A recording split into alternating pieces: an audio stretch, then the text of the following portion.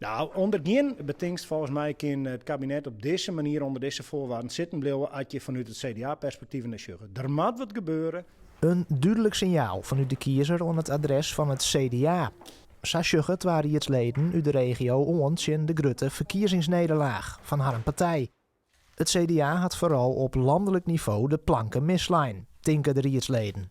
Als je ziet naar hoe een aantal dingen dienen worden rondom ons stikstof, maar het gaat niet alleen om stikstof. De beleving van hoe in deze omgeving plotseling dit kabinet is toch een Randstad-kabinet van. Het CDA probeert dat wel te sturen, ja, wel van verschillende kanten, maar dat is soms lastig. Dat wij op deze manier van uw dantenmanier zeggen dat onze burgers en inwoners horen keuzes maken, dat rekt u, dat doet u zeer. Het doet u ook met name zeer dat het landelijke beeld is wat het is. Als landelijke partij heb je er voordeel van. Wij van uw dantenmanier hebben regelmatig contact met de Tweede Kamer in Den Haag. Daar kunnen we ons voordeel mee doen. Tegelijkertijd als je dan eens even de wind in hebt, en dat is in het CDA al een skoft het geval, dan doet het ook wel zeer. Dat vernemen we wel en dat rekt mij persoonlijk ook.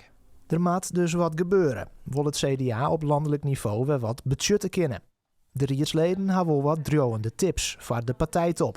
Wij proberen hier dicht bij de burgers te staan. Wij bezoeken allemaal naar het dorp. Wij gaan daar gewoon vergaderen, praten met plaatselijk belang, we weten wat er leeft. En van daaruit gaan wij de gemeenteraad in.